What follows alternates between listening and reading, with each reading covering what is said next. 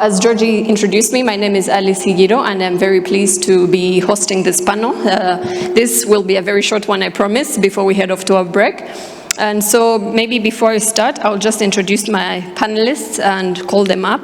So I'll start with Loren Newman. Loren Newman is the government lead for the C4IR Global Networks at the World Economic Forum.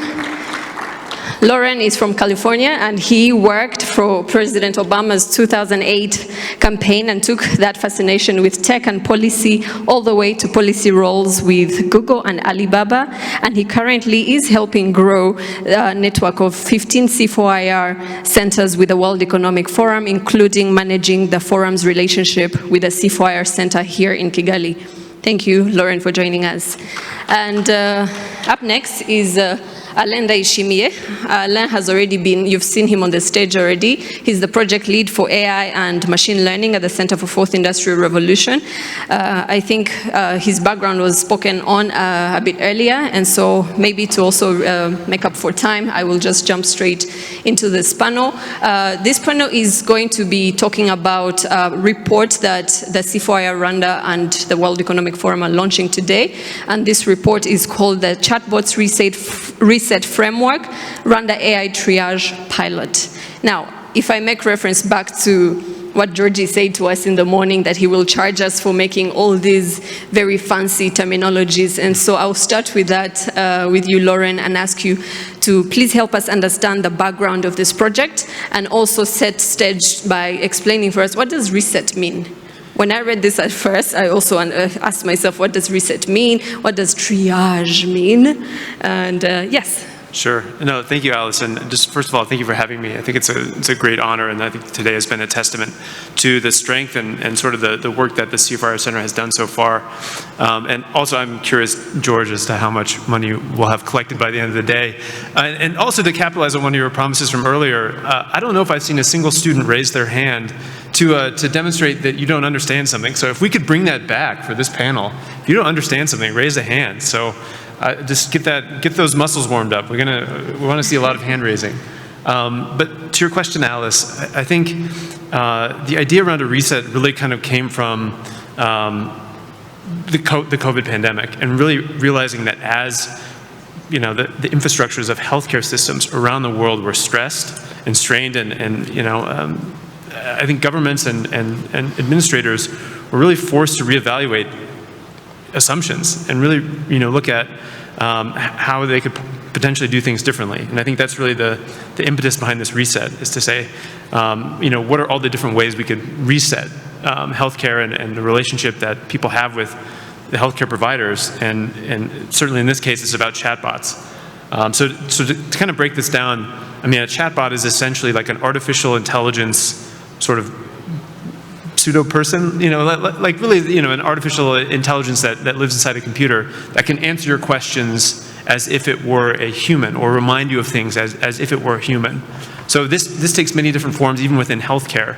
It can be something that facilitates administrative tasks, but in the case of Rwanda, it was a chatbot that, you know, if you called into a call center as a patient of Babylon, basically an advice nurse, a triage nurse. So a triage nurse is someone who tries to sort of figure out, okay, well, you're calling in, you have these symptoms, you know, what do I need to do with you? Do I think it's a very serious problem? Do you need to go to the hospital now? Can I recommend treatment for you to do, you know, at home? Can you sort of take 2 aspirin and call me back in the morning, see if you feel better? So that's kind of triage.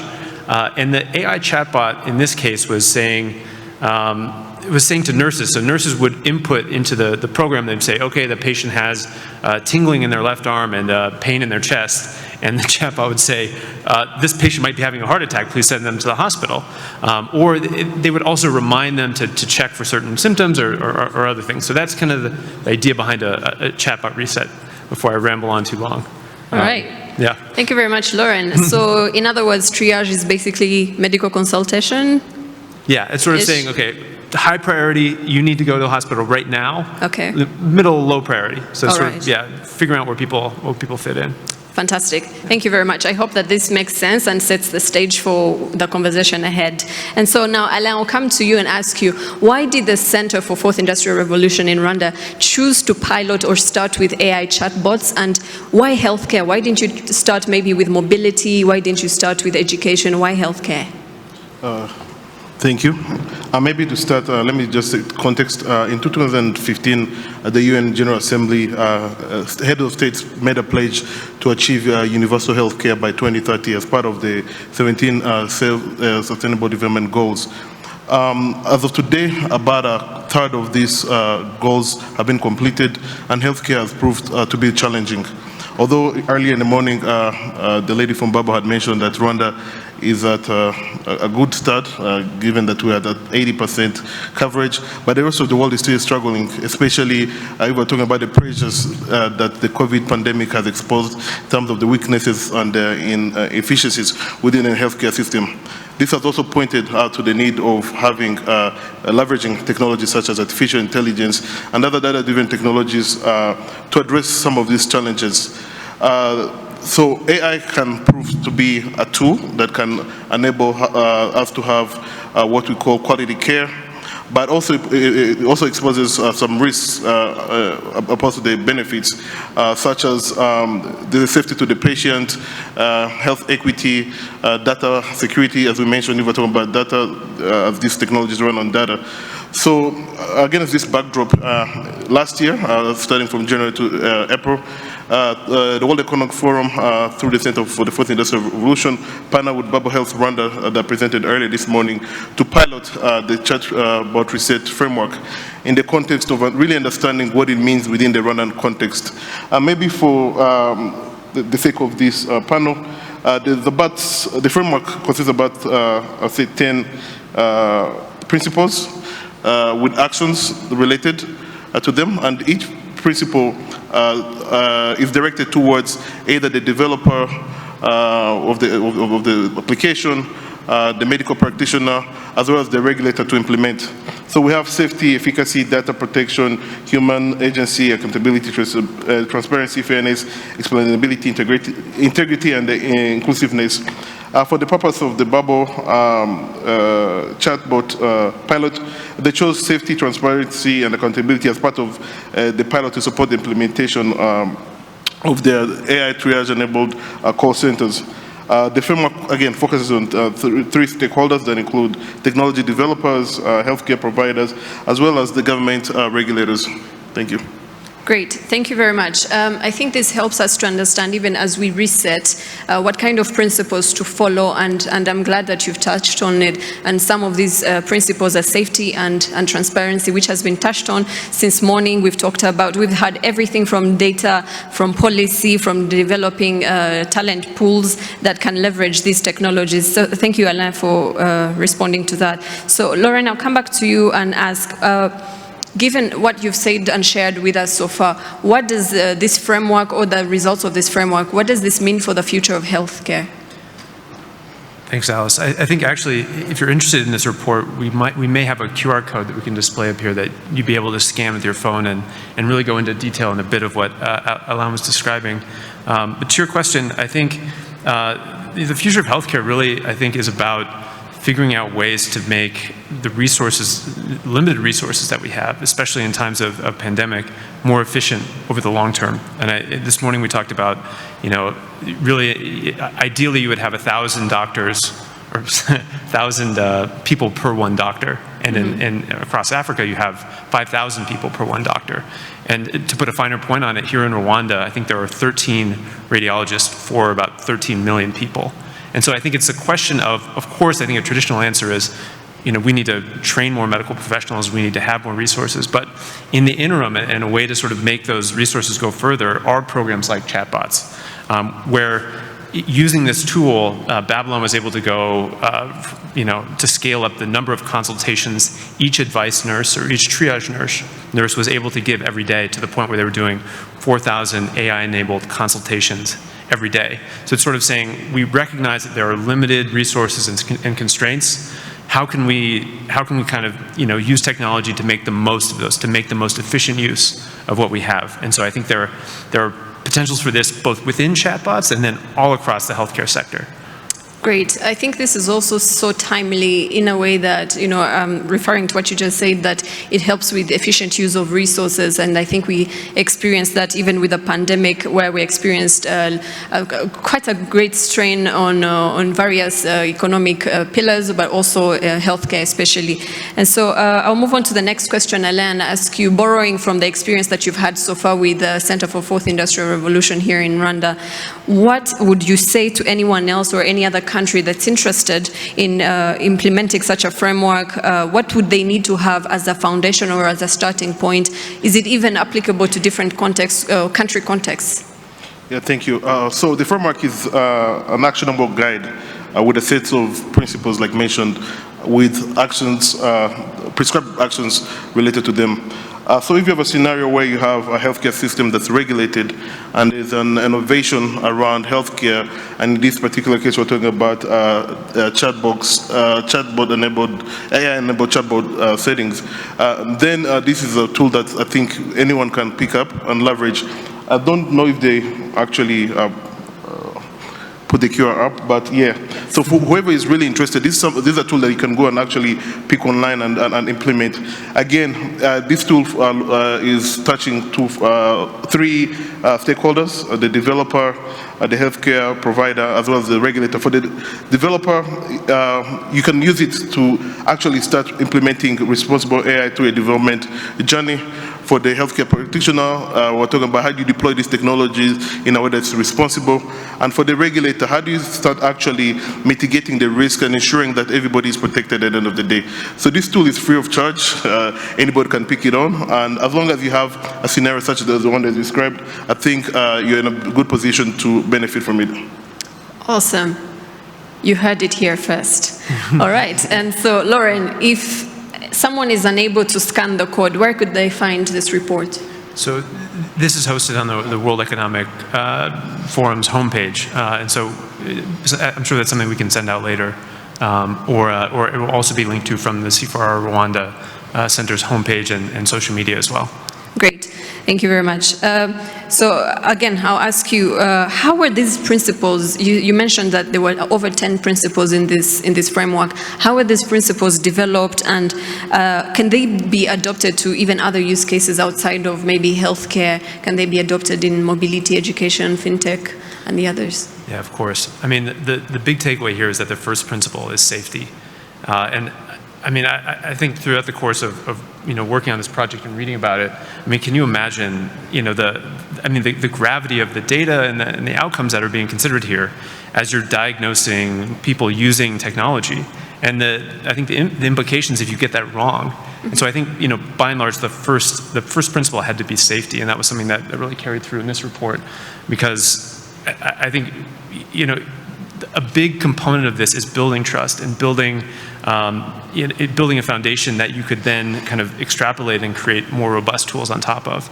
And if I think you lose the trust and basically the trust and the safety of these tools, there's really nothing beyond that. And so I think that's clearly the first principle. And yeah, I think everything else grew from that. And I think they are applicable across sectors. And this is something that we've seen in other work that the C4R Rwanda Center does. Okay, great. Maybe also to complement what Loren just mentioned. Sure. So these sets of principles were derived from both AI and healthcare ethical principles. So it's a combination of the two. And this is where the multi-stakeholder approach is important. So having different perspectives from different variety of stakeholders, how do we ensure that we have a best fit kind of approach to problem solving. So through these kinds of engagement, we're able to actually identify principles that were specific, but we're borrowing them from largely from AI principles, but also healthcare ethical principles to come up with the sets of principles that we just mentioned. Right.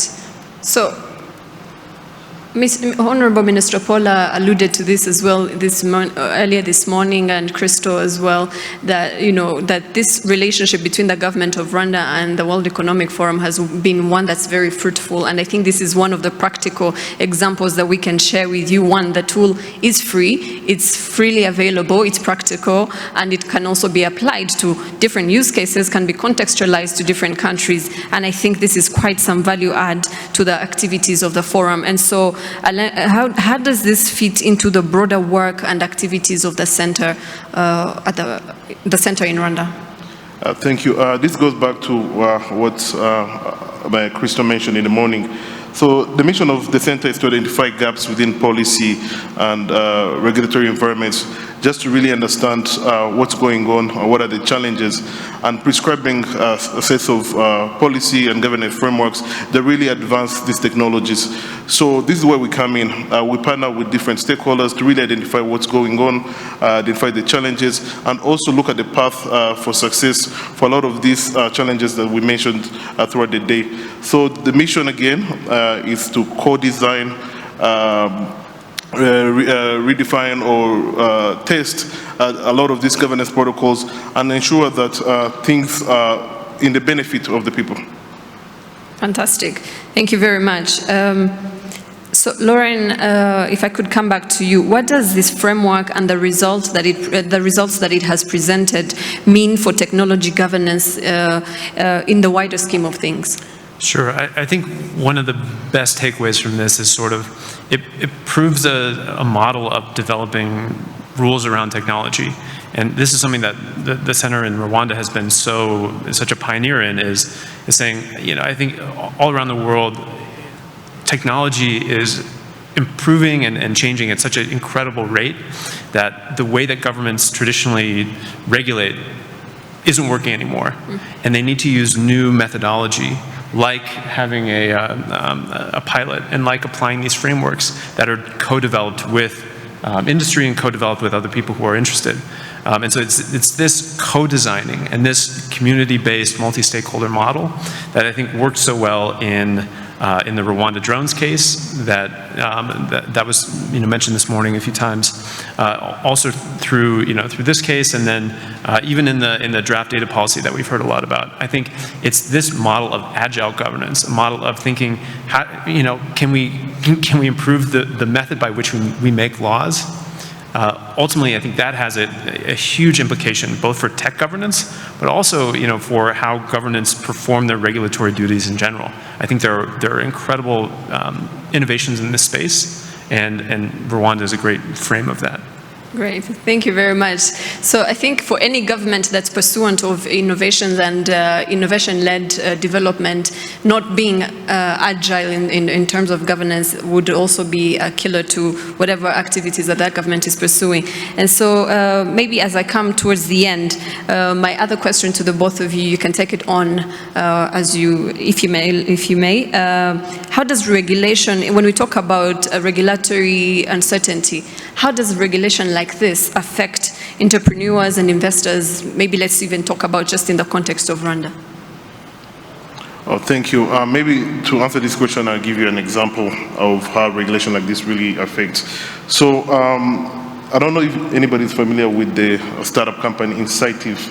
It's a local company that's working on AI technologies, specifically within computer vision. That uses computer vision capabilities to analyze radiology images to identify patterns and also cases within the images. Rowan mentioned earlier that there's about 13 radiologists in the country to a population of 13 million. That means that's one radiologist to every 1 million of the population. They came to us at the center with one issue. They wanted to test their product, but because of the lack of regulation and frameworks around how to access or use data for specific purposes like the ones you mentioned, it was really challenging.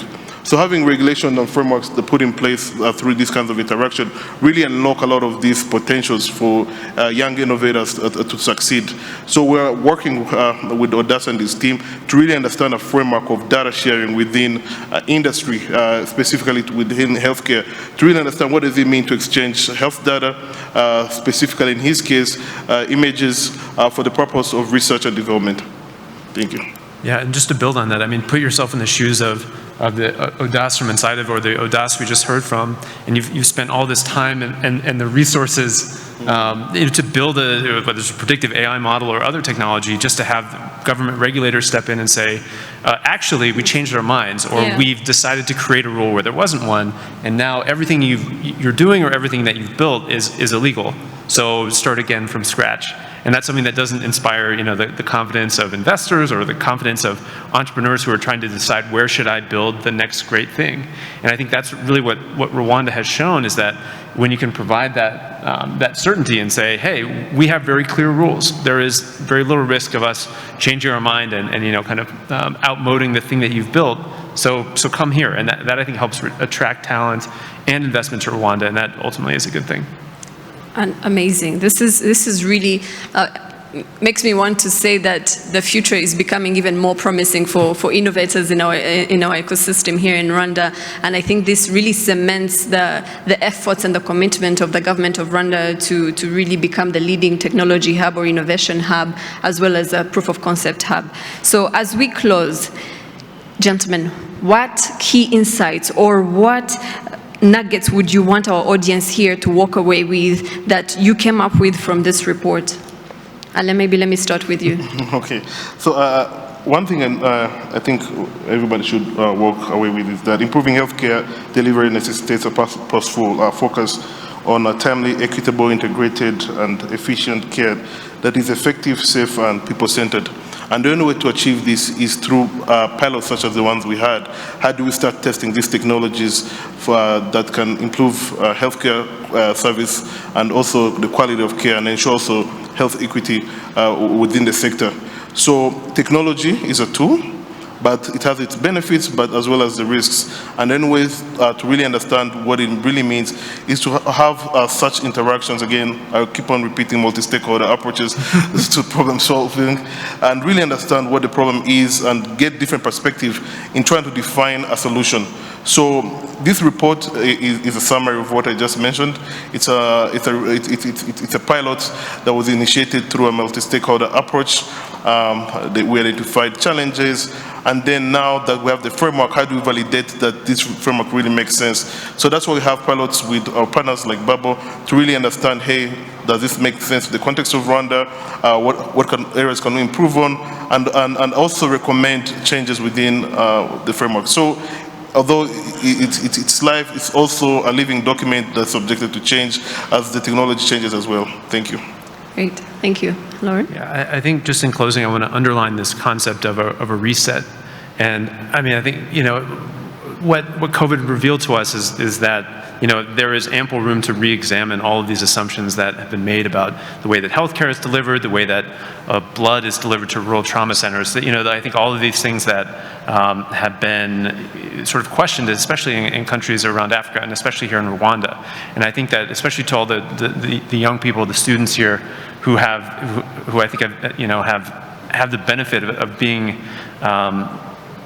capable of innovating at this time, when there is, I think, a massive appetite in Rwanda to examine and to explore the possibility of doing things in a different way, doing things in a systematic and multi-stakeholder way, but really questioning assumptions and really trying to find a way to do things in a new and more efficient way that serves more people more equitably. So I think that notion of reset and coming at things in a way that is not encumbered by legacy systems or expectations or kind of entitlements, and rather from a place of innovation and provision of services and goods to more people in more ways. That I think is really key. Thank you, fantastic. Thank you for responding to my questions. That's it from me. And I just want to open up to our audience. I will take maximum of 2 questions, if any. Do we have any questions in the room? Yes, we have one question at the back. Please tell us your name and your question. Thank you. My name is Melissa. I am a Gashora girl. I'm studying Gashora Girls Academy. My question is for Mr. Loren, Newman, and Alain. They were saying when he was explaining about the reset and triage, he said that reset could be like a pseudo person, and then Mr. Alain said that they are focusing more on the health sector, right? So my question was, what if we know that like AI, artificial intelligence, is more of, if we search from different dictionaries, its definition means that it is the capability of a machine to mimic or like, mimic the human behaviors, and human make errors.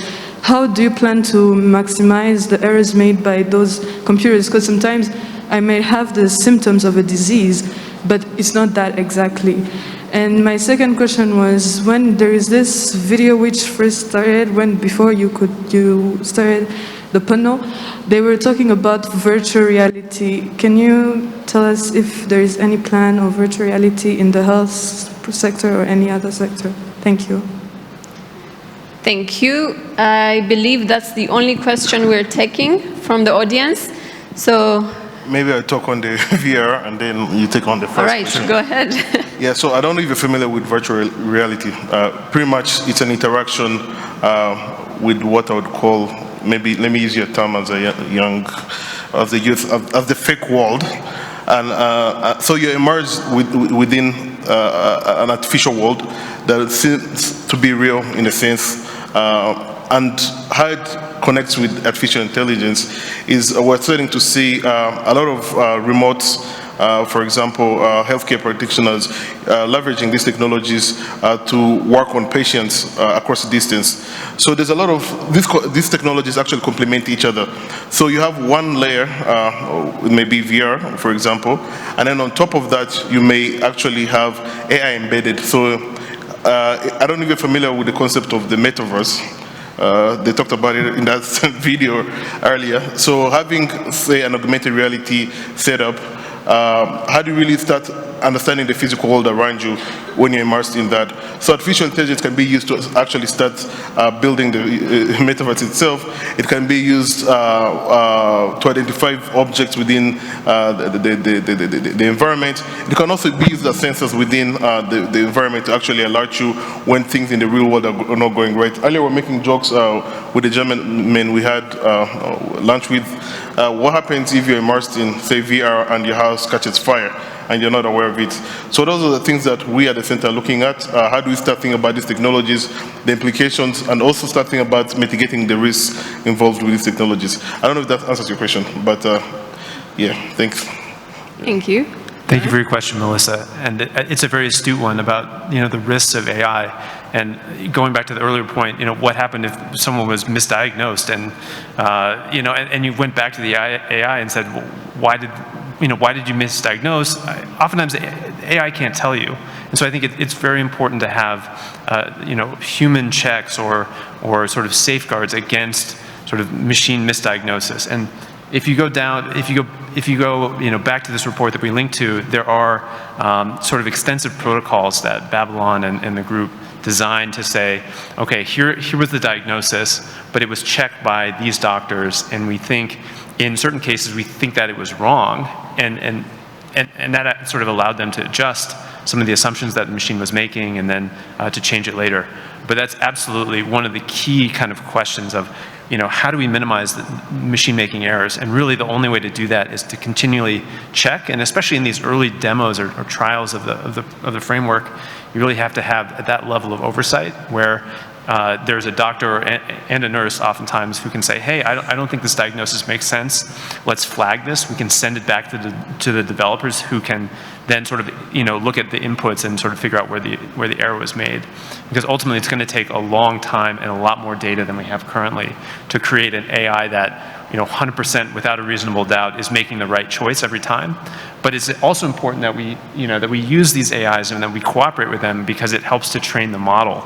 That will ultimately get us to that point where we have reasonable trust in an AI that's at least making diagnoses that are as good as a human doctor, if not better. but I don't think we're quite to that level yet. And so that level of checks and balances and sort of like a human safety net, if you will, is a really key component of this report. And that's something that we hope that other experimenters with AI chatbots will be able to use as they make similar kind of safety nets for their own projects.